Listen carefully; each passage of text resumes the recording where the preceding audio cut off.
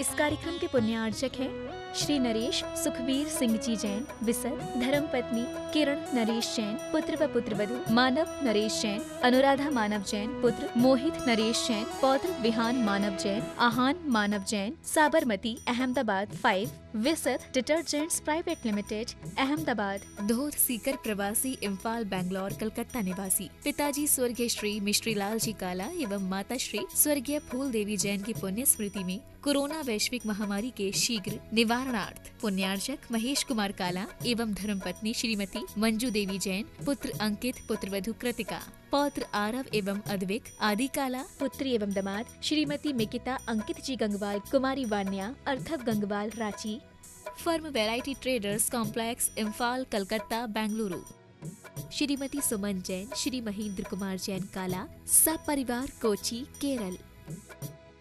स्वर्गीय श्री नागराज सगरी की पुण्य स्मृति में 32 शेषाद्री रोड आनंदा राव सर्कल बेंगलुरु, श्रीमती शोभा नागराज सगरी बेंगलुरु, पुत्री सौभाग्यवती रेखा मोहन कुमार वडकोद्रे, दामाद श्री मोहन कुमार वडकोद्रे, पुत्री सौभाग्यवती प्रतिभा सदन, दामाद श्री सदन कुमार बेंगलुरु, पुत्री सौभाग्यवती सची देवी रवि कड़बी, दामाद रवि कड़बी बेंगलुरु, श्रीमती सरोज, श्री सुनील, आशिका, प्रतीक जैन, अंकित एवं Khushboo Pataudi, firm Saroj roofing private limited Cochin, Shri Chhavi Kumar Sethi, Shrimati Kavita Devi Sethi, Sheel Chand Chhavi Kumar Sethi, firm Amar roller flour mill, Dimapur Nagaland.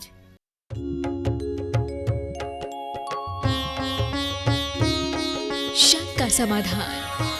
Shri Parshvanath भगवान की जय जय जय। बोलिए सवन संस्कृति उन्नायक प्रातः स्मरणीय संत शिरोमणि परम पूज्य 108 आचार्य गुरुवर विद्यासागर जी महामुनिराज की जय जय जय। बोलिए गुणायतन प्रणेता संघ का समाधान प्रवर्तक भावना योग प्रवर्तक प्रखर वक्ता परम पूज्य 108 मुनिवर श्री प्रमाण सागर जी मुनिराज की जय जय जय। परम पूज्य 108 मुनिवर श्री अरह सागर जी मुनिराज की जय जय जय। प्रिय बंधुओं, शाश्वत सी 6 सम्मेलन शिखर स्थित गुणायतन परिसर में आयोजित आज के संघ का समाधान के कार्यक्रम में यहाँ उपस्थित स्थानीय श्रद्धालुओं के साथ साथ उन सभी श्रद्धालुओं, दर्शकों, श्रोताओं का जो आज यहाँ के आयोजित संघ का समाधान कार्यक्रम का सीधा प्रसारण घर बैठे पारस चैनल, जिनवाणी चैनल या प्रमाणिक ऐप के माध्यम से देख सुन आनंद ले रहे हैं, उन सबों का मैं गुणायतन एनसी सेवायतन परिवार की ओर से हार्दिक अभिनंदन करता हूँ। मैं आपको लिए चलूँ संघ का समाधान की ओर। इसके पूर्व प्रतिदिन की तरह आज भी हम लोग सर्वप्रथम सूर्यदेव के चरण कमलों में त्रिवार नमोस्तु निवेदित करते हुए उनके मंगल में आशीर्वाद से अपने को अभिषेक कर धन्य करेंगे। तो हाथ जोड़िए, मस्तक झुकाइए, बोलिए मेरे साथ, नमोस्तु गुरुदेव, नमोस्तु गुरुदेव, नमोस्तु गुरुदेव। प्रिय बंधुओं, जैसा कि आप लोग को विदित ही है कि यहाँ गुणायतन का काम तीव्र गति से चल रहा है। मैं यदि कहूँ कि गुणायतन जिन धर्म की प्रभावना के क्षेत्र में एक क्रांति है तो कोई अतिशयोक्ति नहीं होगी, क्योंकि गुणायतन के द्वारा पहली बार आधुनिकतम तकनीक के माध्यम से जैन धर्म, दर्शन और संस्कृति के मौलिकताओं को जीवंत रूप में दिखाने का प्रयास किया गया है, जो वर्तमान पीढ़ी से आने वाली पीढ़ी तक के लिए बहुत ही प्रभावी और प्रभावोत्पादक होगा। यह अपने ढंग का अनूठा प्रयास है। आप देखेंगे गुणायतन में कि आत्मा से परमात्मा बनने के संपूर्ण जीवन दर्शन क्या होता है, जीवंत रूप में देखेंगे। आप देखेंगे मिथ्या दृष्टि से सिद्ध अवस्था तक की सब जीवंत झांकियां, जैन दर्शन में वर्णित 14 गुणस्थानों का सजीव चित्रण, बोलता हुआ समौशरण, भगवान का श्री विहार, भगवान का मोक्ष गमन, संपूर्ण जैन धर्म की जीवंत व्याख्या आपको जीवंत रूप में दिखाया जाएगा। पोथियों की बात को पलों में समझाया जाएगा। निश्चय ही यह एक अभूतपूर्व प्रयास है। इसे मैं क्रांति कहता हूं तो कोई शक्ति नहीं है। बंधुओं, निश्चय ही वे बड़े भाग्यशाली होंगे जो जिन धर्म की प्रभावना की क्रांतिकारी इस योजना से जुड़ेंगे। आपसे निवेदन है, गुणायतन समिति आपसे आग्रह करती है कि आप इस अपूर्व अलौकिक अनूठे आयतन से सदस्यता योजना के साथ जुड़िए और हमारा हाथ मजबूत कीजिए, अपना उदारतापूर्ण सहयोग हमारे तरफ बढ़ाइए ताकि हम आपके उदारतापूर्ण सहयोग से इस गुणायतन को साकार रूप शीघ्रता से दे सकें, क्योंकि पूरा विश्व बहुत उत्कंठा के साथ गुणायतन को साकार रूप देखना चाहता है। इसलिए आपसे पुनः अनुरोध है कि आप शीघ्रता करें और गुणायतन कार्यालय से संपर्क करके इसकी सदस्यता योजना से अवगत होते हुए उदारतापूर्ण अपनी मनपसंद सदस्य योजना से जुड़ते हुए हमारा हाथ मजबूत करें। बंधुओं, आज हमारे पास कुछ स्वीकृतियाँ आई हैं गुणायतन से नए जुड़ने वाले। हाँ, मैं उन सबों के उदारता का बहुत बहुत सम्मान करता हूँ, बहुत बहुत साधुवाद देता हूँ। और बंधुओं, आज पिताजी, माताजी स्वर्गीय श्री त्रिलोकचंद जी, स्वर्गीय कमला देवी जैन की स्मृति में श्री सुभाष चंद्र जी जैन, श्रीमती सीमा जी जैन, पुत्री श्रीमती अपूर्वा जी जैन, दामाद रोहित जी जैन, तरनी गुड़िया जैन, जयपुर राजस्थान, ये संस्थापक सदस्य के रूप में जुड़ रहे हैं। बहुत बहुत साधुवाद, बहुत बहुत बधाई और आपके उन्नत जीवन की हम कामना करते हैं। और बंधुओं, 31,000 रुपया देकर के निर्माण मित्र के रूप में जुड़ रहे हैं श्री आलोक शाह, अर्जित शाह जयपुर, जो पहले निर्माण निधि थे अब निर्माण मित्र के रूप में जुड़ रहे हैं। श्रीमती छाया दूसरे हैं श्रीमती छाया जैन, श्री सुनील कुमार जी भासले शोलापुर, आप भी निर्माण मित्र के रूप में जुड़ रहे हैं। और बंधुओं, 11,000 रुपये की राशि प्रदान करते हुए निर्माण निधि के रूप में जुड़ रहे हैं श्रीमती अंजना जैन, स्वर्गीय श्री महेंद्र कुमार जैन, अवनीश जैन, अनुभूति जैन, पाटन जबलपुर। दूसरे हैं श्रीमती मुजला जैन, श्री आकाश जैन, कपिल जैन, इस्ता जैन, बालोद छत्तीसगढ़। और तीसरे हैं श्रीमती मीरा जैन, धर्मपत्नी स्वर्गीय नरेंद्र कुमार जैन, सचिन, मोनिका अतिथि अक्षय जैन, ग्रेटर नोएडा। और बंधुओं, निर्माण में सहयोग के लिए 11,000 रुपये की राशि दे करके लोग अपने चंचला लक्ष्मी का सदुपयोग किया है। सुश्री सरोज कुमारी बाकलीवाल, श्री पदोक कुमार जी बाकलीवाल, श्रीमती सुषमा जी बाकलीवाल अहमदाबाद। और मंदिर निर्माण हेतु 11,111 रुपये की राशि की स्वीकृति प्रदान की है यवतमाल महाराष्ट्र से श्री दिलीप छगनलाल जी चौरे, दीपाली दिलीप चौरे, श्री अनिल चौरे, अल्पना चौरे एवं समस्त परिवार। इस प्रकार सभी नए जुड़ने वाले सदस्यों को मैं गुणायतन परिवार की ओर से बहुत बहुत बधाई, बहुत बहुत साधुवाद और आपके उन्नत सुमंगल सुदीर्घ जीवन की कामना करता हूँ। अब मैं आपको लिए चलता हूँ शंका समाधान की ओर। और पहला प्रश्न गुरुदेव हमारे गुणायतन संरक्षक श्री सुनील जैन, पूनम जैन नोएडा से, ये कह रहे हैं गुरुदेव कि महाराज जी आपके आशीर्वाद से जैन चैत्यालय की स्थापना 2 साल पहले हो गई थी और लॉकडाउन से पहले आसपास के सेक्टर से लगभग 100-150 धर्म प्रेमियों को दर्शन का लाभ मिल रहा था। महाराज जी, एक परेशानी कई बार आई सूतक पातक की। आसपास वाले आते हैं लेकिन ऐसी कोई व्यवस्था भी है क्या? जैसे किसी विधान में बैठते हैं पंडित जी कह देते हैं आप कुछ नियमों द्वारा बांध दिए गए हो, अब आप पर सूतक पातक कोई असर नहीं होगा। ऐसे ही क्या मंदिर जी के लिए अगर पहले पता चल जाए कुछ होने वाला है तो नियमों द्वारा हम बंध सकते हैं? देखिए, हर चीज का अपना विधि विधान है। यदि हम किसी विशेष अनुष्ठान के लिए संकल्पित हैं तभी सूतक पातक से बचा जा सकता है। अब कोई ये संकल्प ले ले कि मुझे नित्य भगवान के दर्शन करना है, पूजन करना, अभिषेक करना है और सोचे मुझे कभी सूतक न लगे, तो ये बात नहीं है, क्योंकि नित्य पूजन अभिषेक का विधान तो गृहस्थों के लिए है ही। इसलिए जो सूतक पातक का विधान है उसका अनुपालन तो करना ही चाहिए। अब रहा सवाल सूतक लग जाए तो क्या करें? आप अनुमोदना कीजिए, पर पूरी समाज को तो सूतक नहीं लगता।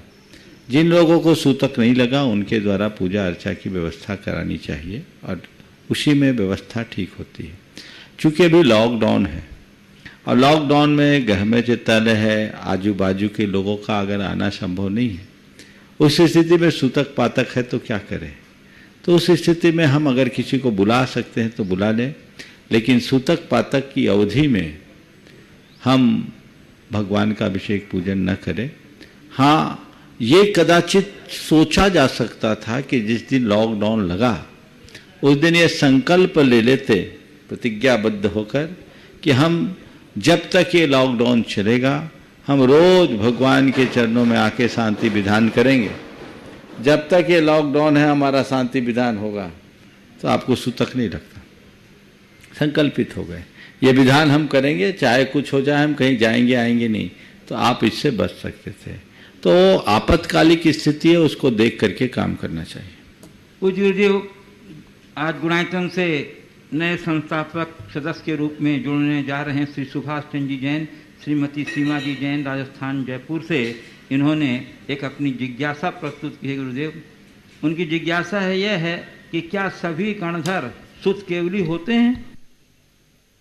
और गुरुदेव इन्होंने आपसे आशीर्वाद की भी कामना की है कि गुणायतन से मैं सदस्य संस्थापक के रूप में जुड़ा हूँ, ये मेरे उज्जवल भविष्य का निमित्त बने, इसके लिए आपके आशीर्वाद। ठीक है सुभाष जी, पहले से जुड़े हुए तो थे ही, आज उन्होंने गुणायतन से जुड़ने की भावना प्रकट की है। निश्चित ये उनके जीवन का एक बहुत अच्छा सदानुष्ठान है जो उनके जीवन की प्रगति में सहायक बनेगा। मैं पूरे परिवार को आशीर्वाद देता हूँ कि इसी तरह धर्म भाव में लगे रहे और अपने धर्म का सदुपयोग करें।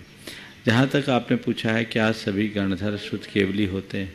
हाँ, गणधर तो द्वादशांग के प्रवक्ता होते हैं। द्वादशांग की रचना गणधरों के माध्यम से होती है। वे इन सबको द्वादशांग का पूर्ण ज्ञान होता है, इसलिए शुद्ध केवलित्व तो उनके साथ होगा ही। पूज्य गुरुदेव, फिरोजाबाद उत्तर प्रदेश से गुणायतन शिरोमणि संरक्षक परिवार के श्री नितिन जी जैन नमोस्तुपूर्वक कह रहे हैं, गुरुदेव मेरी शंका यह है कि आजकल की वर्तमान समय की स्थिति को देखकर हम अपने धर्म का अनुसरण किस प्रकार करें कि हमारा जीवन वृक्ष के समान बना रहे। हमारा जीवन वृक्ष के समान बना रहे। तो वृक्ष के समान जीवन को बनाने के लिए कुछ नहीं करना है, जड़ों को गहरी रखो। अगर जड़ गहरी होगी तो वृक्ष हमेशा टिका रहेगा, हरा भरा रहेगा। वृक्ष की विशेषता देखो, हर वर्ष पतझड़ आते हैं लेकिन फिर हरा हो जाता है। तेज लू होती है लेकिन वृक्ष का कुछ नहीं होता। खूब तेज हिमानी हवाएं चलती है लेकिन वृक्ष फिर ज्यों का त्यों खड़ा हो जाता है। अगर हमारी निष्ठा की जड़ गहरी हो तो हमारे जीवन रूपी वृक्ष को कोई हिला नहीं सकता, हमेशा हरा भरा रहेगा। चाहे कितने भी अर्था भाव के पतझड़ आए, बीमारी की बर्फानी हवाएं चले या काम का तेज लू चले, हमारा मन हमारा जीवन हमेशा स्थिर बना रहेगा। आपने पूछा है कि वर्तमान काल में हम अपने धर्म ध्यान कैसे करें कि वृक्ष की तरह बने रहे। वृक्ष को अपने जीवन का आदर्श बनाओ। निष्ठा गहरी होनी चाहिए, जितना बन सके चर्या और क्रिया में हम संलग्न हों और अपनी निष्ठा को गहरी बनाते हुए आगे बढ़ने का पुरुषार्थ करें, तभी हम कुछ अच्छा कर पाएंगे।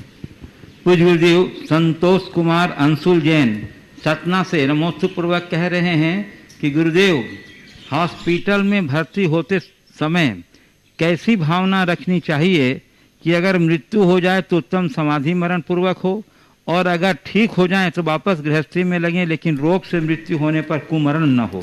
वहाँ गुरुदेव स्वास्थ्य के अभाव में भी समाधि मरण हो।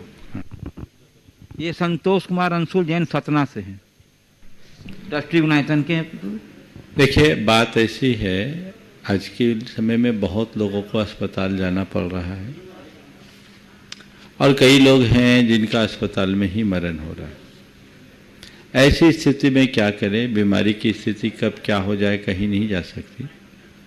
उन लोगों को चाहिए कि अस्पताल में प्रवेश करते समय एक लघु प्रत्याख्यान करें, संकल्प ले, प्रतिज्ञा ले कि मैं अस्पताल में जा रहा हूँ।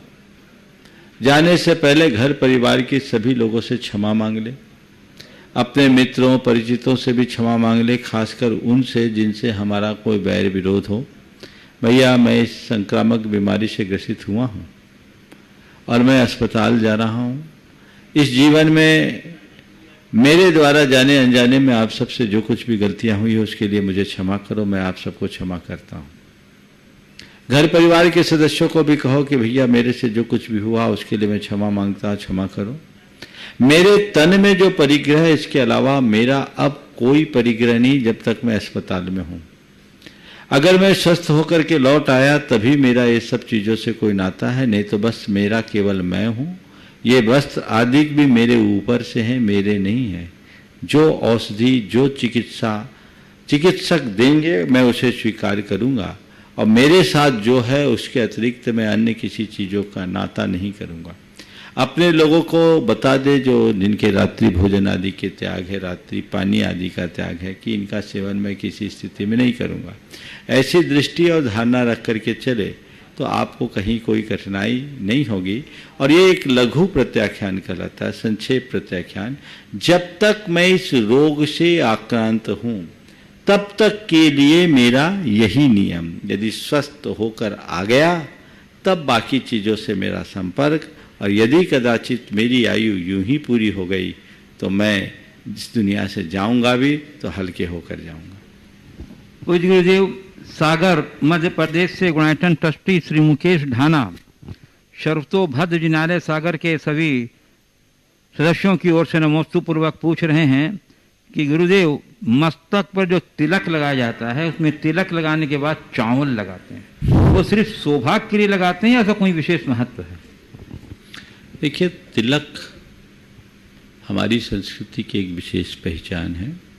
मस्तक पर तिलक लगाने से सकारात्मक ऊर्जा का विस्तार होता है, ये हमारे आज्ञा चक्र को सक्रिय करता है। और उसमें जो कुमकुम लगाते हैं, अक्षत लगाते हैं, हमारे यहाँ किसी के लिए सम्मान या आशीर्वाद देने के लिए शेषाक्षत अर्पित करने की परंपरा है। तो ये माथे पर आपने देखे कि चावल लगाने के बाद ऊपर से पुष्प छेपते भी हैं, तो ये एक प्रकार का आशीर्वाद या सद्भावना है, वो उनके सम्मान का द्योतक है, इसलिए सम्मान स्वरूप वो अक्षत उनके ऊपर छेपा जाता है। पूज्य गुरुदेव, कटनी मध्य प्रदेश से शास्त्री परिवार से श्री देव कुमार जी ममता रानी पूछ रहे हैं, गुरुदेव, जब हम पिताजी के साथ थे, बचपन की बात है, तो कोई भी उनसे मिलने आता था तो पिताजी पूछते थे आनंद तो है, परंतु आज हम लोग जब किसी से मिलते हैं तो उनसे पूछते हैं मजे में तो हो। गुरुदेव, दोनों में फर्क क्या है? बहुत सुंदर। देखिए, ऊपरी तौर पर लोग आनंद और मजा को एक अर्थ में लेते हैं, लेकिन गहराई से अगर विचार किया जाए तो आनंद और मजा दोनों में बड़ा अंतर है। आनंद वह है जो भीतर से आए, मजा वो है जो बाहर से हो। आनंद शब्द को अगर हम देखें तो आनंद शब्द संस्कृत के नंद धातु में आ उपसर्ग पूर्वक बना है। इसका मतलब है हर स्थिति में संतुष्ट रहना, प्रसन्न रहना। हर स्थिति में संतुष्ट रहना और प्रसन्न रहना ही सच्चा आनंद है। इसमें किसी चीज, किसी आलम्बन की जरूरत नहीं है। आंतरिक रस है, वो आनंद है। कुछ बाहर साधन हो तो भी और साधन न हो तो भी, शुभता हो तो भी और शुभता न हो तो भी, अपनी स्थिति में बने रहना आनंद है। लेकिन मजा, जब हमें कोई साधन मिलता है, एंटरटेनमेंट के लिए कुछ सामग्री चाहिए, तो ये मजा बाहर से आता है। तो दोनों में बड़ा अंतर है। मजा अल्पकालिक है, आनंद दीर्घकालिक है। आनंद स्वाश्रित है, मजा पराश्रित है। आनंद में पुष्टि है और मजा में केवल बहलाव। आनंद और मजा का अंतर यदि हम कहें तो ऐसे भी कह सकते हैं कि आनंद और मजा का मजा में उतना ही अंतर है जितना मां के दूध पीने में और निप्पल चूसने में। जो पुष्टि मां के दूध में मिलती है वो निप्पल चूसने में नहीं। मजा तो केवल निप्पल चूसने जैसा कृत्य है।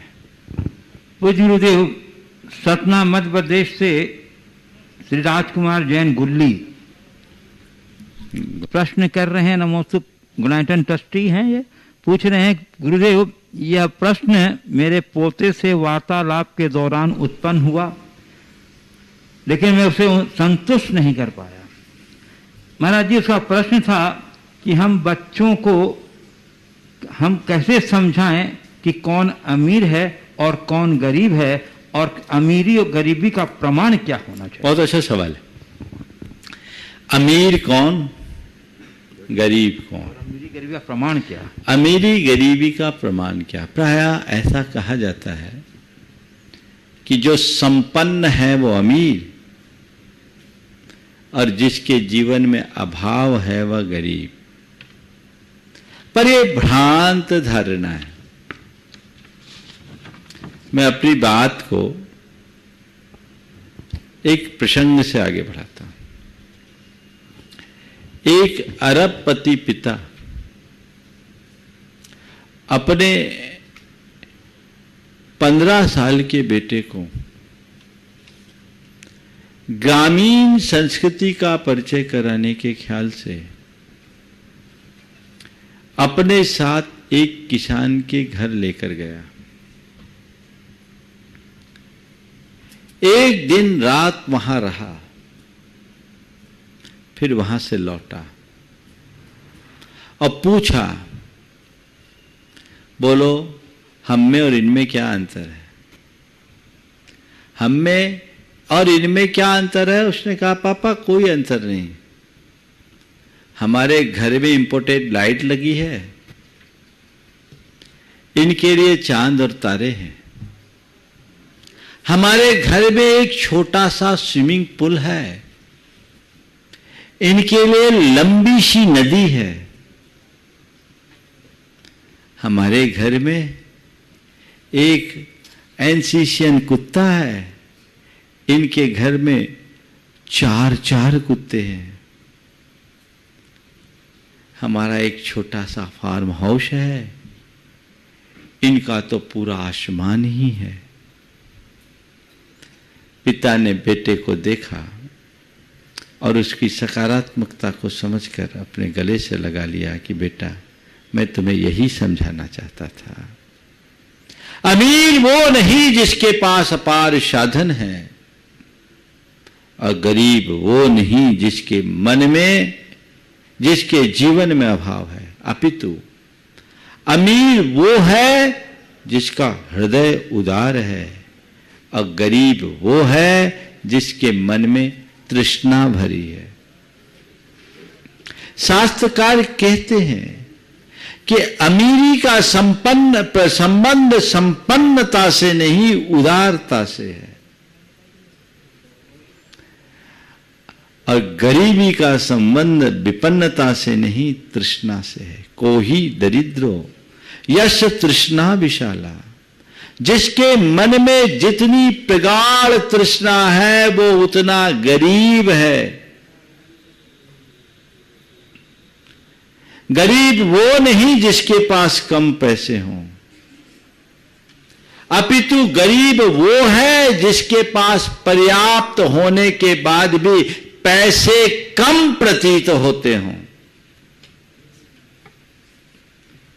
जो पैसे के अभाव का अनुभव करता हो, बड़े बड़े अमीरों का हाल देख लो, अपार होने के बाद भी रोना है, जितना होना उतना रोना।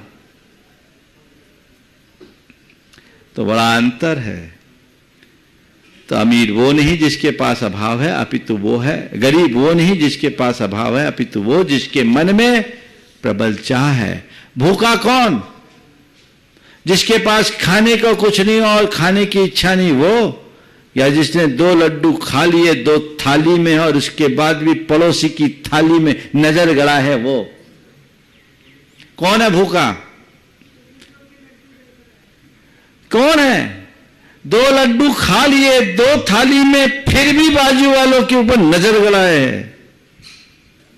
दुनिया के जितने तथाकथित अमीर हैं ना, उन सब की यही दशा है। वे सब भीतर से बड़े गरीब हैं, अंदर से बड़ी टूटन भरी जिंदगी है। यहां हमें सीख लेनी चाहिए, और सच में वो आदमी अमीर है जो अपनी मस्ती में जीता है, जैसी स्थिति उसमें संतुष्ट होकर जीता है। पूज्य गुरुदेव, साउदा जिला जलगांव महाराष्ट्र से स्वप्निल प्रकाश जैन कह रहे हैं, गुरुदेव कई बार हम कुछ योजनाएं बनाते हैं पर उन योजनाओं की पूर्ति समय पर नहीं हो पाती, क्योंकि कुछ सांसारिक एवं सामाजिक जिम्मेदारी रहती है, जिसके कारण हम उद्दिष्ट की पूर्ति समय पर नहीं कर पाते। गुरुदेव, हम अपने जीवन के उद्दिष्ट और जिम्मेवारी में कैसे समतोल बनाकर रखें ताकि उद्दिष्ट की पूर्ति भी हो, जिम्मेदारी भी उठा सकें? देखिए, उद्देश्य की पूर्ति और जिम्मेदारी में सामंजस्य बनाने की बात आपने की। वहीं उद्देश्य की पूर्ति और जिम्मेदारी में सामंजस्य बनाने की बात आपने पूछी कि हम अपने जीवन में सामंजस्य कैसे बनाएं। सबसे पहले अगर आप कोई भी लक्ष्य बनाते हैं, कोई भी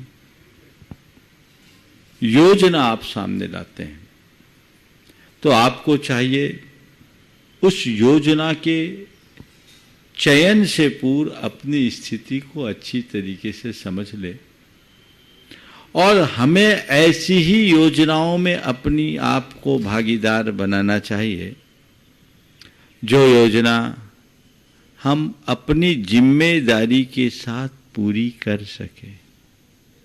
जिस योजना की पूर्ति हम अपने जिम्मेदारियों के साथ न कर पाए या जिस योजना की पूर्ति के लिए मेरी जिम्मेदारी बाधित होने लगे, तो हमें उसमें हाथ ही नहीं डालना चाहिए। तो हम पहले इसका विचार कर लें, और पहले से विचार कर लेंगे तो ये समस्या ही नहीं आएगी। पर विचार नहीं किया और अचानक ऐसा हो जाए तो व्यक्ति को चाहिए अपनी जिम्मेदारियों को प्राथमिकता दे और योजना के प्रति समर्पित हो जाए, थोड़ी शक्ति बढ़ा दे। योजना में थोड़ा विलंब चल सकता है, लेकिन मूलभूत जिम्मेदारियों से विमुख होना कतई उचित नहीं।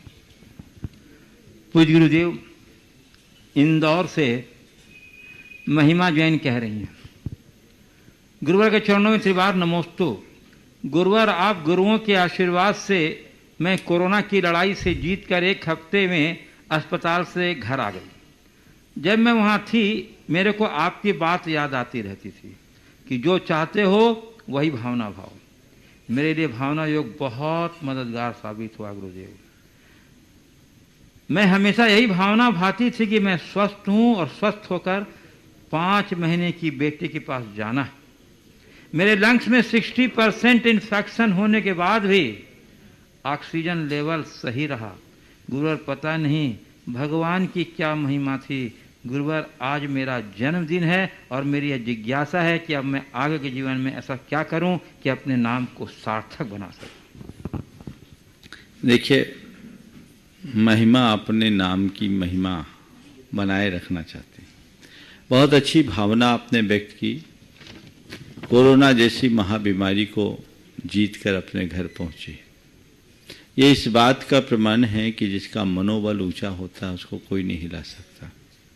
अभी कुछ दिन पहले एक 100 वर्ष की महिला, जिनका 105 वर्ष की महिला, 104 वर्ष की महिला, आधार कार्ड में लिखाए गए जन्म तिथि के हिसाब से वो महिला कोरोना से बुरी तरह संक्रमित होने के बाद भी घर वापस लौटी। भागोदय सागर की बात है।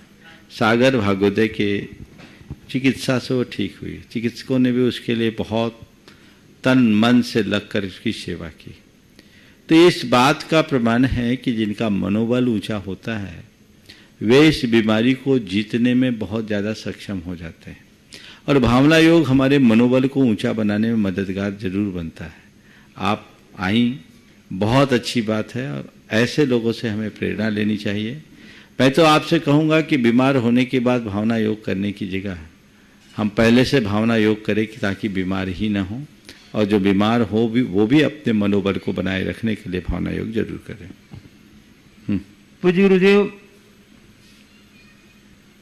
एक शिष्या अपने आप को आपका बताती हुई गुप्त नाम से ये प्रश्न कर रही है कि मेरी शंका नहीं, एक द्वंद्व है, उसका समाधान चाहिए, जो कि आजकल हर घर में है, जो कि पुरानी पीढ़ी और नव पीढ़ी के बीच में है।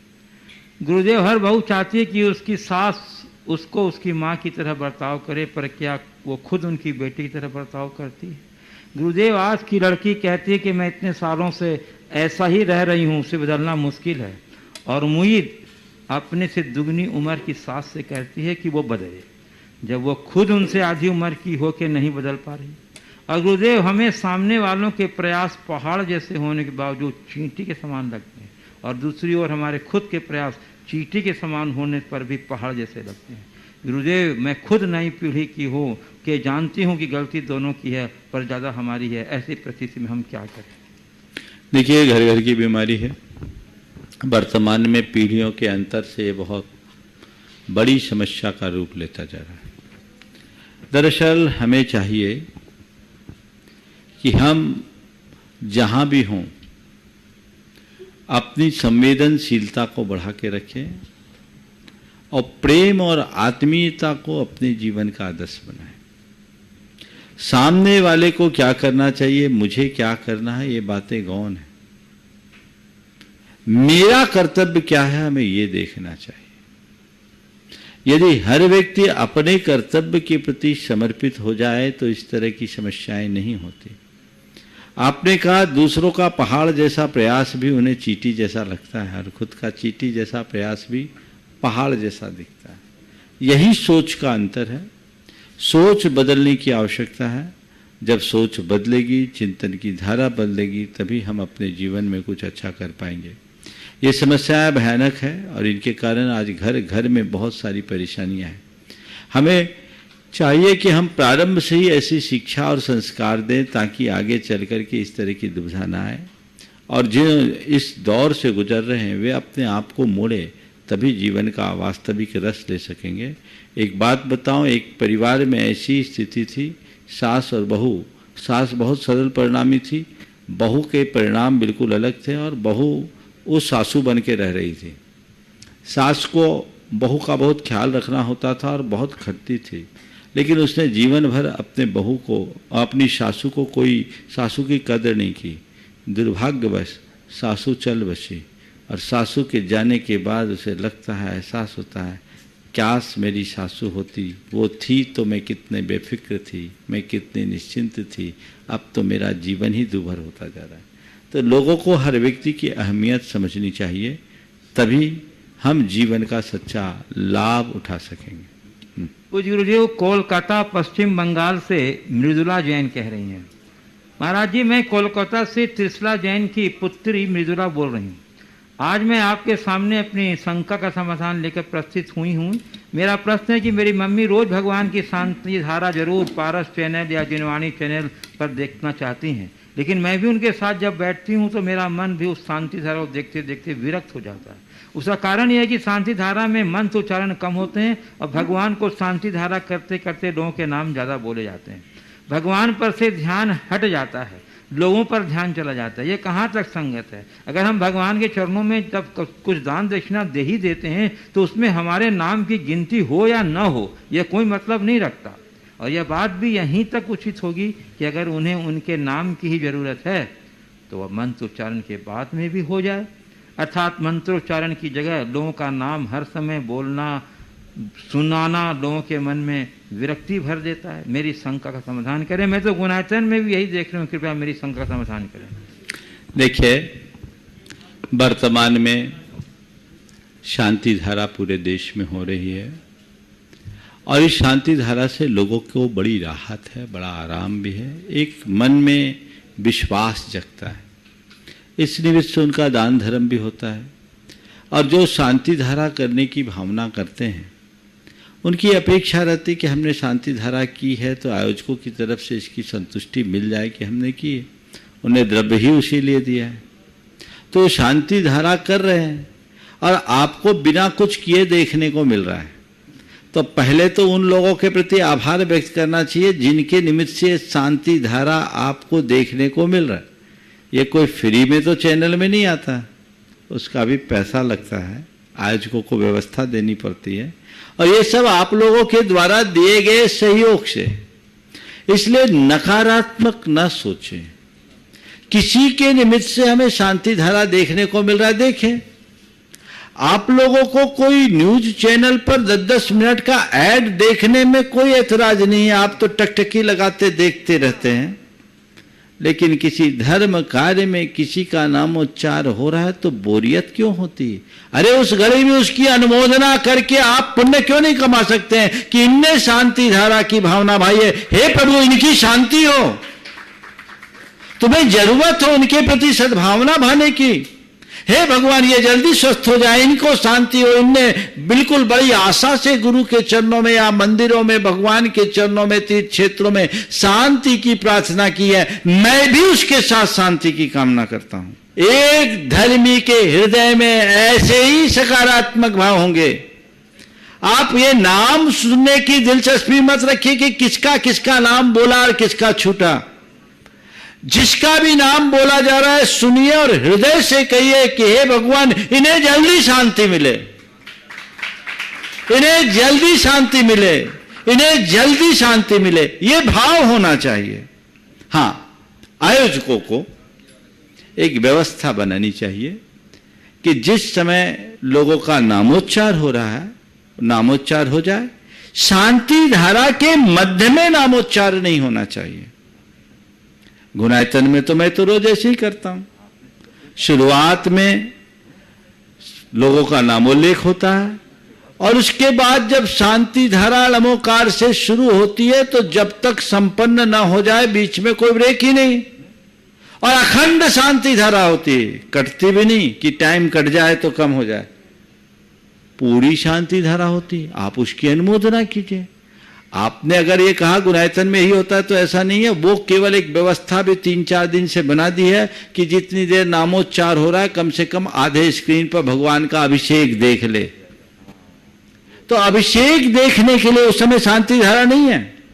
आप शांति धारा को चित्त से सुनिए और उस बहन से कहो कि दोहरा पुण्य लाभ लगेगा। कल से शांति धारा देखना और इतने लोगों के प्रति सद्भावना भाओगे तो वो तुम्हारे जीवन के सौहार्द को बढ़ाएगा। ध्यान रखना, धर्म कोई क्रिया का नाम नहीं है, धर्म भावों का सुफल है। तो कोई भी धर्म कार्य हो उसे नकारात्मक दृष्टि से मत देखना, उसे सकारात्मक दृष्टि से देखो। ये अवसर मिल रहा है आपके। आप बहुत सारे लोग हैं, वो पैसा दे सकते हैं और उनका नामोल्लेख ना भी हो तो वो पैसा देने वाले देंगे, लेकिन इतने मात्र से नहीं। यदि इस शांति धारा में हजारों लोग अनुमोदना कर रहे हैं और उनकी शांति की कामना कर रहे हैं तो हमारे द्वारा की गई प्रार्थना कई गुनी होगी कि नहीं होगी, और उसका प्रभाव भी बहुगुणित होगा।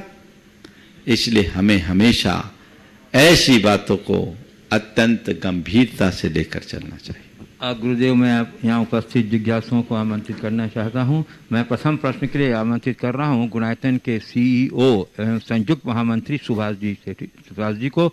और गुरुदेव, जब तक वो आ रहे हैं, एक प्रश्न उत्तर प्रदेश अयोध्या से श्री नीरज सेठिया का है। वो कह रहे हैं, गुरुदेव, एक सहधर्मी बात में साधर्मी से मैंने कहा कि मेरे पूरे परिवार के सारे सदस्यों का 4 प्रकार के आहार का त्याग है। ये कहते ही कुछ मिनट बाद मुझे एहसास हुआ कि मुझ में अहम की बू आ रही है। गुरुदेव, ये मेरी सोच कहाँ तक सही है और मैं इस अहम पर कैसे विजय पाऊँ? देखिए, अपने अहम की पुष्टि के लिए यदि आप कह रहे हो तो ये गलत है, लेकिन धर्म का गौरव बढ़ाने के लिए कर रहे हो तो कहीं गलत नहीं।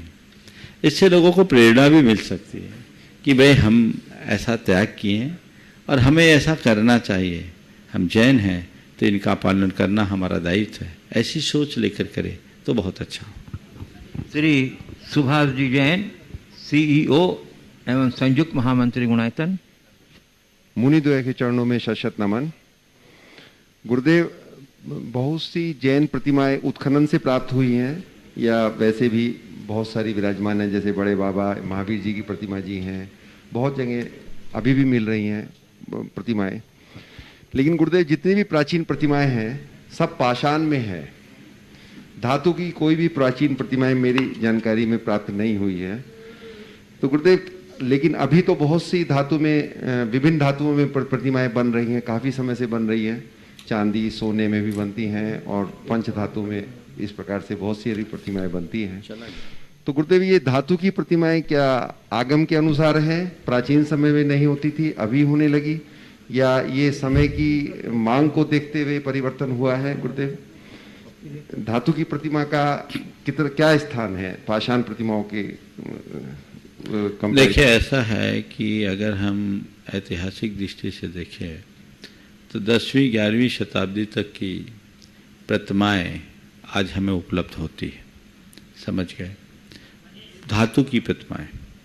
पर यह बात सच है कि पाषाण की प्रतिमा धातु की प्रतिमा की तुलना में अधिक दिखती है। अब इसके पीछे जो भी वजह है, पर धातु की प्रतिमा का शास्त्र में उल्लेख है, उसका निषेध नहीं है और उसको उसी तरीके से देख करके चलना चाहिए। नमोस्तुते। मैं आमंत्रित कर रहा हूँ बाल ब्रह्मचारी बहन अनिता दीदी कटनी को, सभी दर्शकों को सादर जय जिनेन्द्र।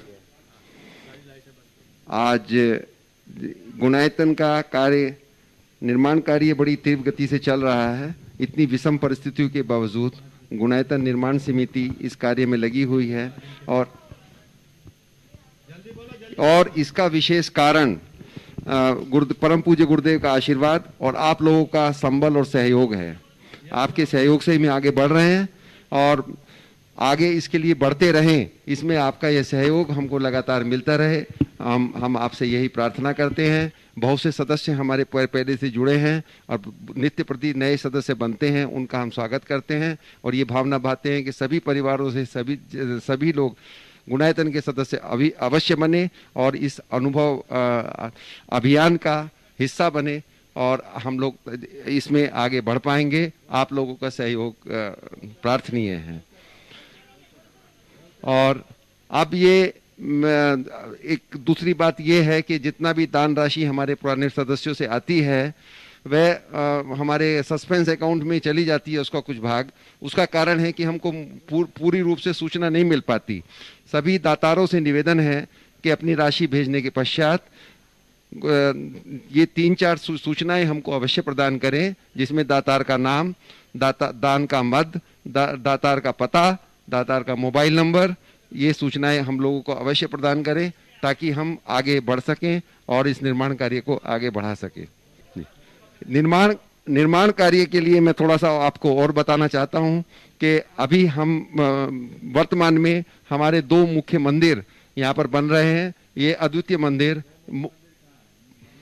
मुख्य मंदिर और सहस्कुट जिनालय यहाँ पर निर्माणाधीन है और थीम पार्क जिसमें 2 ऑडिटोरियम और ये विश्व का पहला धार्मिक थीम पार्क यहाँ पर बनने जा रहा है, जिसका मुख्य बिल्डिंग का कार्य पूरा हो चुका है और अब बाकी काम भी जल्दी ही पूरा होने की संभावना है। इसके अलावा अन्य भवन भी निर्माणाधीन है और हम लोग जल्दी ही इस कार्यक्रम को पूरा करना चाहते हैं। कुछ गुरुदेव नागपुर महाराष्ट्र से श्री संजीव जैन कह रहे हैं, महाराज श्री, कुछ समय पहले मैंने शिखर जी तीर्थ यात्रा हेतु दान देने का संकल्प किया था, परंतु लॉकडाउन होने कारण बहुत दिनों से किसी कमेटी या मंडल द्वारा यात्रा संचालित नहीं की गई। अब मैं स्वयं को कर्जदार महसूस कर रहा हूँ और जल्दी दान का पैसा देना चाहता हूँ, तो क्या ये पैसा मैं किसी और मद में दे सकता हूँ? भाई, तीर्थ यात्रा का भाव किया, तीर्थ यात्रा हो नहीं रही है तो तीर्थ क्षेत्र में दे दो ना, वहाँ भी तो उपयोगी है। तीर्थ यात्रियों के ना आने से भी तो यहाँ समस्याएं हैं, यहाँ जरूरत है। पूजा अर्चाएं तो हो ही रही है, सारा काम जब ऑनलाइन हो रहा है, वर्चुअल हो रहा है, तो तुम दान भी ऐसा दे सकते हो। बल्कि मैं लोगों को कहूँगा कि ऐसे समय में जबकि यात्रियों का आवागमन लगभग समाप्तशः है, हमें तीर्थों के नित्य प्रबंध के लिए जरूर दान देना चाहिए। पूज्य गुरुदेव कटनी मध्य प्रदेश से श्री अजित जैन कह रहे हैं, जब तक अर्जुन को यह नहीं पता था कि कर्ण उसका ही भाई है, तब तक अर्जुन उनको अपना शत्रु मान कर्ण से युद्ध किया, वध कर दिया और अर्जुन ने अपनी इस कार्य पर वीरता का अनुभव किया। परंतु जैसे ही अर्जुन को यह पता चला कि वह तो उसका भाई था, अर्जुन शोक और ग्लानि से भर गया। गुरुदेव, मेरी जिज्ञासा यह है कि कर्ण के वध पर अर्जुन की अलग अलग समय पर दो मनोदशा थी, एक वीरता की, गर्व की और दूसरी ग्लानि की। तो अर्जुन का कर्म बंध कैसे हुआ होगा? देखिए, कथा के प्रसंग को मैं अपनी जगह रखता हूं, पर इस प्रसंग से कुछ मैं और बात आप सबसे कहना चाहता हूं। आपके कथनानुसार जब तक कर्ण की असलियत का पता नहीं था, अर्जुन उस पे धुआंधार वान बरसा रहा था, पूरी शक्ति से उससे युद्ध कर रहा था और उसे युद्ध में निहत भी किया। लेकिन जब लगा कि मालूम पड़ा अरे ये तो मेरा भाई था, तो उसे घोर आत्मग्लानि हुई। मैं इसे दूसरे अर्थ में लेता हूँ कि जीवन में किसी के भी वियोग से दुख तभी होता है जब हम उसे अपना मानते हैं। जब तक चीजें पराई हो इसका बोध रहता है तब तक हमें कोई दुख नहीं होता। तो दुख से बचना है तो आपा पर का ज्ञान करो, निज को निज और पर को पर जानो। निज क्या है इसे जानो, मैं निज आत्मा हूँ। पर से मेरा कोई नाता नहीं। जिसके अंतरंग में ऐसी सोच बन जाती है उसके हृदय में किसी भी प्रकार का दुख, क्षोभ, शोक या संताप होगा ही नहीं। वो हर पल अपनी क्षमता में जिएगा। पूज्य गुरुदेव, टीकमगढ़ भोपाल से निर्मल कुमार सादी जैन कह रहे हैं, महाराज श्री, क्या सदैव दुख के पश्चात सुख प्राप्त होता है? और क्या पिछले किए हुए कर्मों से जो दुख प्राप्त होता है उसे वर्तमान में हम कर्म के प्रभाव से कम कर सकते हैं या मिटा सकते हैं? देखिए, दुख के बाद तो सुख होता ही है, इसमें कोई संशय नहीं।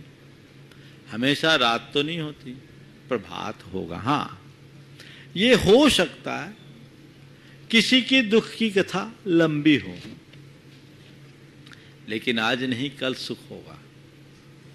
सुख होगा। ये चतुर्गति भ्रमण में भी ये जीव ने ऐसा ही किया है। इसलिए हमेशा आशावादी होना चाहिए। अतीत जन्मों के कर्मों को, अतीत जन्मों के दुखों को, क्या दुख बोला है कर्म बोला है? हाँ, अतीत के किए हुए दुख को हम वर्तमान में कम कर सकते हैं। अपने बहुत कर्म कुछ से कर सकते हैं। अतीत में किए गए पापों का क्षय हम अपने वर्तमान पुरुषार्थ से करते हैं और उसके बल पर हम अपने दुखों को बहुत अंशों में कम कर सकते हैं। कर्म काटा जा सकता है। अज्ञान पूर्वक किए गए पाप को ज्ञान से दूर किया जा सकता है। इसलिए हमेशा हमें ज्ञान का आश्रय लेना चाहिए। उपस्थित अब गुरुदेव, मैं यहाँ कुछ उपस्थित जिज्ञासुओं को आमंत्रित करना चाहता हूँ आपकी अनुमति से। प्रथम प्रश्न के लिए मैं आमंत्रित कर रहा हूँ श्रीमती पूनम जैन गुणायतन शिखर जी से। और जब तक वो आ रही हैं गुरुदेव, एक प्रश्न है सिंघाना मध्य प्रदेश से अभिषेक गंगवाल का।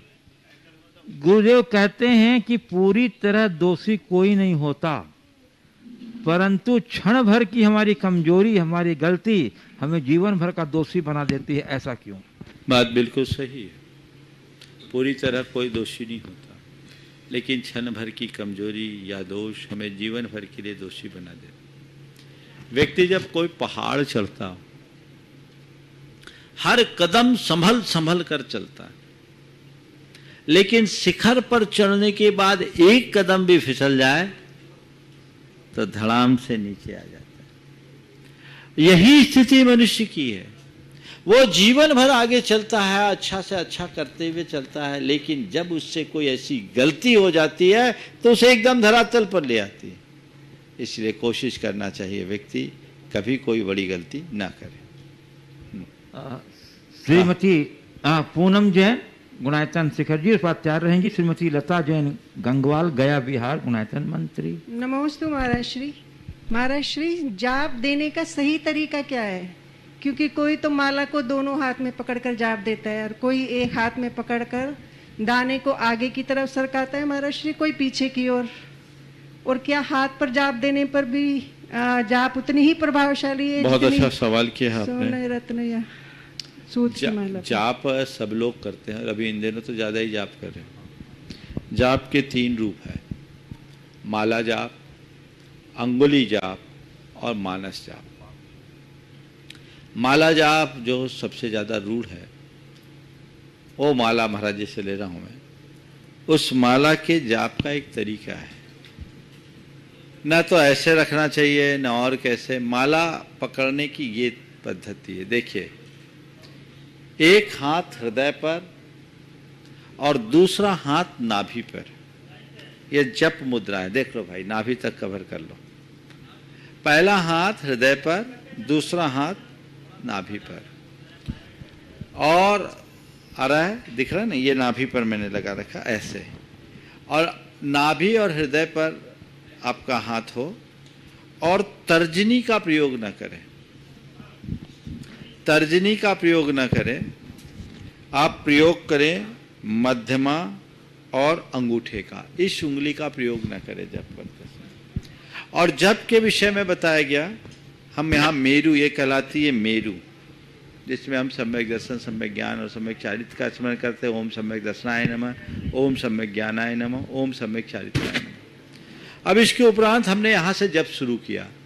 इस उंगली को यथासंभव अवॉइड कीजिए। और आपने ये जाप करना शुरू किया तो भौतिक आकांक्षा से जाप करना है, धन लाभ आदि के लिए, तो इसको भीतर करो, समझ गए? जैसे ये जाप करे तो अंदर की तरफ, और कर्म काटना है, मोक्ष पाना है, तो इसको बाहर की तरफ करो, समझ गए? तो ये जाप किया, ऐसे ऐसे जाप करो, समझ गए? और जाप पूरी करने के बाद कभी मेरी को क्रॉस ना करो। आपने यहाँ से जाप किया, यहाँ आके पूरी हुई, तो दूसरी जाप यहाँ से शुरू मत करो, उसको ऐसे पलटो फिर जाप करो। ये माला जाप की विधि है, समझ गए? क्या बताया? इस तरीके से बैठो, नींद कभी नहीं आएगी। माला दूसरी तरफ करोगे तो फिर मन नहीं लगेगा, और फिर मन भी नहीं लगेगा, नींद भी आएगी। ये जाप करे, इस उंगली का प्रयोग ना करें। सावधानी रखें कि मेरी उंगली कहीं से, माला कहीं से छूटे नहीं। तो ये है, तो जैसे ये आपने को जाप करना है, ये बाहर की तरफ कर्म काटना है, बाहर की तरफ, और अगर कोई और लाभ की इच्छा, अंदर की तरफ। ये जाप माला जाप। दूसरी जाप है अंगुली जाप। अंगुली जाप करते हैं तो हम लोग ओम बनाते हैं। ओम मध्य में, आप हमारी उंगलियों के इन 3 उंगलियों का प्रयोग करते हैं। कुछ लोग इस उंगली का प्रयोग नहीं करते, पर ये 3 उंगलियों का प्रयोग किया जाता है। इस 3 उंगली के प्रत्येक उंगली में 3-3 पोर है। मध्यमा के बीच वाले पोर से हमने शुरू किया 1, फिर उसके टॉप पर 2, फिर तर्जनी के टॉप पर 3, तर्जनी के मध्य में 4, तर्जनी के मूल में 5, मध्यमा के मूल में 6, फिर अनामिका के मूल में 7, बीच में 8 और टॉप पर 9। ये 9, ये देख लीजिए ओम जैसा बन जाता है। ये ओम बना इस तरह से 9। कहाँ? मध्यमा के बीच से 1, उसके टॉप पर 2, तर्जनी के टॉप पर 3, फिर मध्य में 4, मूल में 5, मध्यमा के मूल में 6 और अनामिका के मूल में 7, मध्य में 8, टॉप पर 9।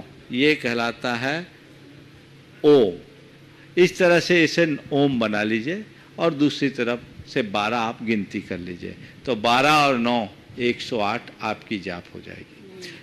अनामिका ये उंगली, कनिष्ठा के बाजू की उंगली अनामिका। हाँ बोलो। हाँ, ये सीधा सीधा कैसे भी कर लीजिए। ओम बनाने की बात मैंने की, जो ओम बनाने की प्रक्रिया अच्छा है। और ये देख लीजिए 1 2 3 4 5 6 7 8 9, ये पूरा ओम बन गया, समझ गया? हाँ, जो तर्जनी छोड़ते हैं कुछ लोग, वो मध्यमा से अनामिका से शुरू करते हैं, फिर अनामिका से शुरू करते हैं।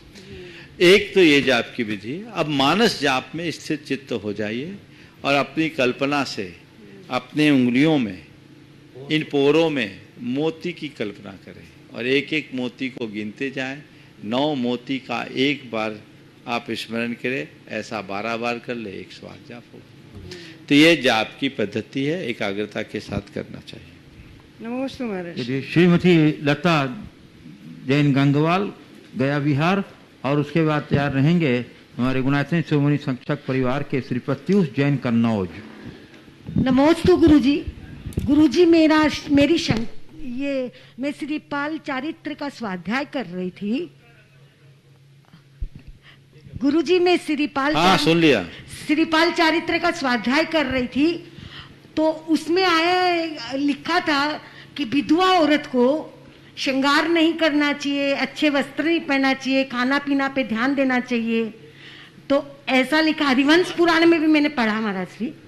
तो इसके अंदर में महाराज श्री जब श्रीपाल बिजनेस के लिए बाहर जाता है तो मीना सुंदरी क्या ने सादगी से जीवन बिताना चालू कर दिया, न श्रृंगार किया, न बिंदी लगाई, सफेद वस्त्र पहन लिया, खाना भोजन कम कर दिया और घर में भी एकदम सादगी से रहने लग गई। तो महाराज श्री मीना सुंदरी तो विधवा नहीं थी, फिर उसने ऐसा क्यों किया? कोई जरूरी नहीं कि जो विधवा हो वही तपस्या करे, सधवा भी तपस्या करे ताकि अपने पति को सुरक्षित रख सके, वो उसकी तपस्या थी, इसमें ऐसा कुछ नहीं। चलिए श्री प्रत्युष जैन, एक छोटा सा क्वेश्चन, एक और नहीं छोटा सा एकदम, बोलो जल्दी से। महाराज श्री मैं कभी कभी कंफ्यूज हो जाती हूँ कि आत्मा क्या है और प्राण क्या है और टेम्परेचर क्या है। महाराज श्री इसमें मैं एकदम कंफ्यूज हो जाती हूँ। जब कुछ भी पढ़ती हूँ तो मेरे को लगता है कि आत्मा तो चैतन्य है, वो तो निकल के बाहर चली जाती है, लेकिन प्राण क्या है? प्राण जैसे ऐसे बोल देते हैं कि आदमी तो चला गया, प्राण नहीं निकला है, अभी प्राण निकल गया। ऐसे में थोड़ा सा मेरे को ऐसा है, समझो, प्राण वह शक्ति है, हमारी जीवनी शक्ति, जिसके आधार पर हम जीते हैं, जिसके होने पर हम जीते हैं और जिसके वियोग में हमारा मरण होता है, वो कहलाता है प्राण। तो प्राण एक शक्ति है जो हर जीव के साथ जुड़ी हुई है। आपने पूछा है आत्मा से क्या संबंध है? आत्मा प्राणी है, जिसके साथ प्राण हो आत्मा। संसारी प्राणी, संसारी आत्मा प्राण सहित ही होते हैं। तो जब किसी की मृत्यु होती है तो प्राण निकलते हैं, तो बिना आत्मा के नहीं निकलते, आत्मा के ही प्राण है, समझ गए? वो प्राण पौद्गलिक संबंधों के साथ जुड़े हुए हैं। जब तक संसार में है तब तक वो पौद्गलिक संबंधों के साथ जुड़े हुए हैं। जब मुक्ति होती तो केवल चैतन्य स्वरूप प्राण होता है। तो आत्मा सब प्राण है, इसलिए जब प्राण निकलते हैं तो समझ लीजिए चेतना भी चले गए। और जो हमारे शरीर का टेम्परेचर है वह हमारे प्राणों के रहने तक ही रहता है। हमारे प्राणों के साथ एक शरीर है, तेजस शरीर, जो हमारे शरीर में टेम्परेचर मेंटेन करता है, और वो शरीर प्राणों के निकलते ही समाप्त हो जाता है। उस शरीर प्राण के साथ चला जाता है तो हमारा टेम्परेचर भी समाप्त हो जाता है, शरीर ठंडा पड़ जाता है। पदार्थ नहीं है इसका मतलब प्राण आत्मा का ही एक अंग है। आत्मा संसारी प्राणी प्राणवान है, जो पौद्गलिक भी है और चैतन्य रूप भी है। ठीक है, नमोस्तु गुरु। श्री प्रत्युष जैन कन्नौज, उसके बाद तैयार रहेंगे श्री विक्रम जैन इंदौर। नमोस्तु नमोस्तु नमोस्तु गुरुदेव। गुरुदेव, मेरा प्रश्न है कि जो तिर्यंच आयु और तिर्यंच गति है, दोनों एक साथ ही बंद होते हैं, लेकिन तिर्यंच आयु को शुभ कर्म के प्रकृतियों में रखा गया है और तिर्यंच गति को बुरा माना गया है। तो ऐसा क्यों महाराज? देखो, तिर्यंच गति को बुरा और तिर्यंच आयु को शुभ माना है। इसलिए माना, कोई भी तिर्यंच मरना नहीं चाहता और कोई भी तिर्यंच बनना नहीं चाहता। तिर्यंच गति में कोई जाना नहीं चाहता, वो अशुभ है। पर तिर्यंच एक कीड़ा भी वो मरना नहीं चाहता, इसलिए शुभ है। पर नरक में न कोई जाना चाहता है न कोई जीना चाहता है, इसलिए अशुभ। नमोस्तु। श्री विक्रम जैन इंदौर, उसके बाद तैयार रहेंगे गुणायतन के सीईओ एंड संयुक्त महामंत्री सुभाष जी जैन, गुणायतन शिखर जी। महाराज जी नमोस्तु नमोस्तु नमोस्तु। कहते हैं मुनि महाराज जब दीक्षा लेते हैं तभी से संलेखना प्रारंभ कर लेते हैं। तो 12 साल की एक संलेखना होती है जो अपने आचार्य से मुनि महाराज लेते हैं, उसका क्या महत्व है? और देखिए, हमारे गुरुदेव कहते हैं 12 वर्ष की संलेखना नहीं लेनी चाहिए, और भगवती आराधना में भी इसका निषेध किया। भगवती आराधना में इस विषय का स्पष्ट उल्लेख करते हुए कहा कि 12 साल की संलेखना तभी लेनी चाहिए जब निकट में कोई निर्यापक की संभावना ना हो, अन्यथा घोर असंयम का दोष लगता है। समय आप सबका हो गया यहीं पर विराम। बोलिए परम पूज्य आचार्य गुरु श्री विद्यासागर जी महाराज। महर्षि को एक बोलिए परम पूज्य 100 वर्ष से कमान सद महाराज की जय।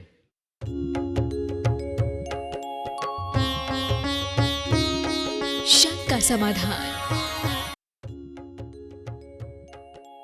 इस कार्यक्रम के पुण्यार्चक थे श्री नरेश सुखबीर सिंह जी जैन, विसर, धर्मपत्नी किरण नरेश जैन, पुत्र व पुत्रवधू मानव नरेश जैन, अनुराधा मानव जैन, पुत्र मोहित नरेश जैन, पौत्र Vihaan Manav Jain, Aahan Manav Jain, Sabarmati Ahmedabad 5, Visad detergents private limited, Ahmedabad. Dhodh Sikar प्रवासी इम्फाल बैंगलोर कलकत्ता निवासी पिताजी स्वर्गीय श्री मिश्री लाल जी काला एवं माता श्री स्वर्गीय फूल देवी जैन की पुण्य स्मृति में कोरोना वैश्विक महामारी के शीघ्र निवारणार्थ पुण्यार्चक महेश कुमार काला एवं धर्मपत्नी श्रीमती मंजू देवी जैन, पुत्र अंकित, पुत्रवधू कृतिका, पौत्र आरव एवं अद्विक आदि काला, पुत्री एवं दामाद श्रीमती मिकिता अंकित जी गंगवाल, कुमारी वान्या अर्थव गंगवाल, रांची।